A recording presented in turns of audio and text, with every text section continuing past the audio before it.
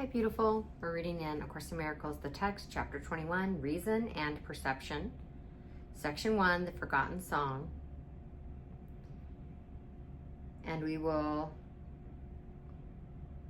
start in paragraph 3. There is no need to learn through pain, and gentle lessons are acquired joyously and are remembered gladly. What gives you happiness you want to learn and not forget. It is not this you would deny. Your question is whether the means by which this course is learned will bring to you the joy it promises.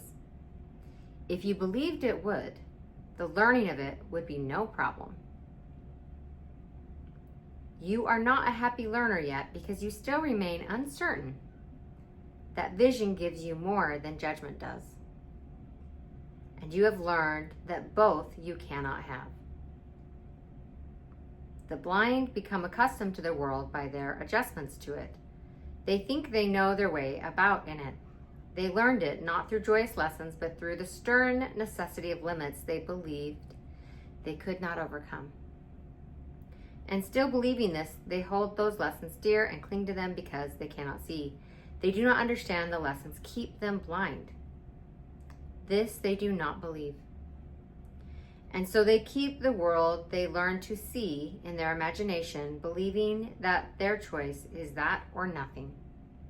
They hate the world they learned through pain, and everything they think is in it serves to remind them that they are incomplete and bitterly deprived.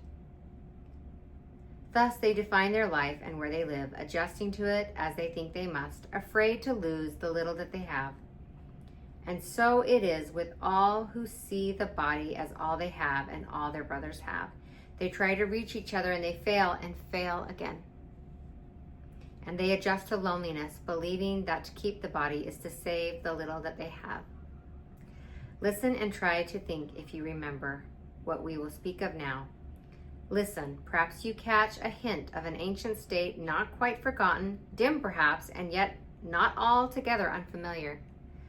Like a song whose name is long forgotten, and the circumstances in which you heard completely unremembered.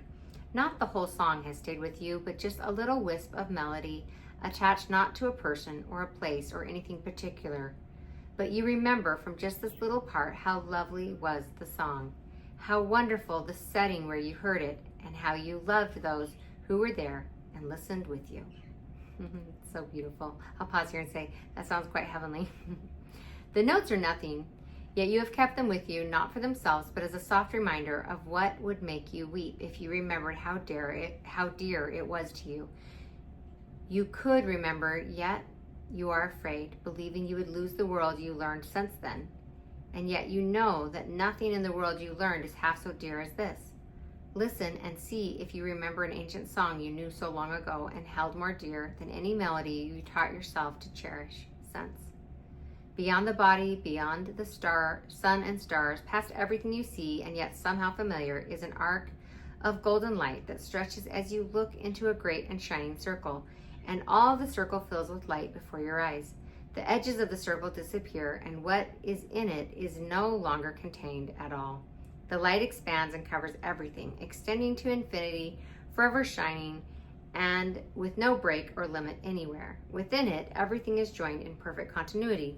Nor is it possible to imagine that anything could be outside, for there is nowhere that this light is not. This is the vision of the Son of God, whom you know well. Here is the sight of him who knows his Father. Here is the memory of what you are, a part of this, and all of it within, and joined to all as surely as all is joined in you, except the vision that can show you this, and not the body. You know the ancient song and know it well. Nothing will ever be as dear to you as is this ancient hymn of love the Son of God sings to his Father still. I'll pause here and say, in A Course in Miracles, we're taught that the body isn't good or bad, it's neutral. It can be used as a learning device, and in the hands of God, it can be used for a purpose, and in the hands of ego, it has no purpose. It's interesting to me that this metaphor of a song, of just a little wisp of remembrance of a beautiful melody, of love, of unity. It's still there. We can never entirely lose it. And it speaks of we're afraid to remember it because we're afraid we'll lose the songs we've taught ourselves since then.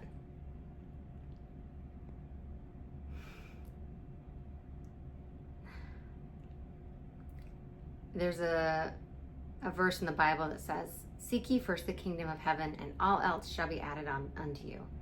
The way I look at it is that when we are body identified or ego identified,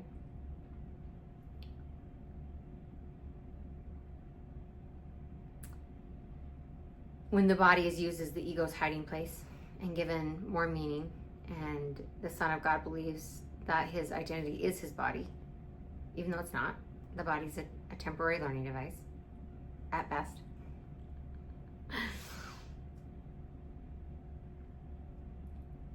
Then we can get lost in an unreality, in a nightmare, thinking that we are the learning device or we are the ego, hostage to ego instead of host to God.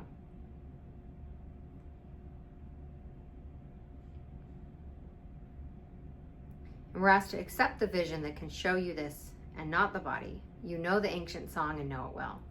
Nothing will ever be as dear to you as is this ancient hymn of love. And from my perspective, from my understanding, and I'd love to hear any insights that anyone has who's watching this, please share in the comments. My understanding of this is, from what I've read in A Course in Miracles, isn't that the body is bad or there's anything wrong with it. It's just that it can become a false idol. And we can try and use our body or use other people's bodies. The ego is always trying to use and have leverage or control or dominion or be an aggressor or be a victim, be a perpetrator. The ego doesn't know how to just love because it's a fear mechanism. It's completely devoid of love. But love, it's not that we can't be here in the world, but not of the world. We can be here participating, but we understand that the Son of God is not the body, it's not the past, it's not the DNA, it's not the nature or the nurture. Those are the characters. But it's not the ultimate truth of who and what you are, or the ultimate truth of who and what your brothers are.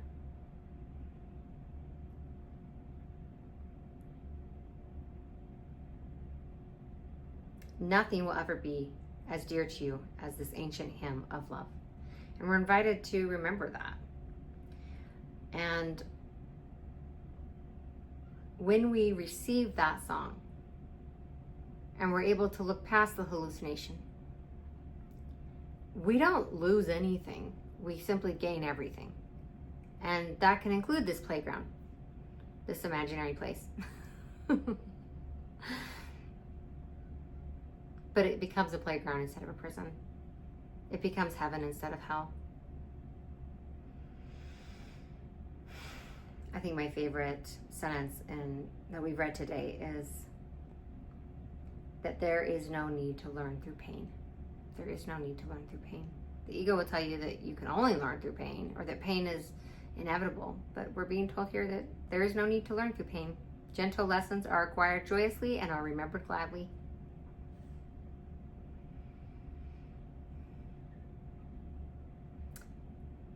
And if that seems difficult to believe, that's okay.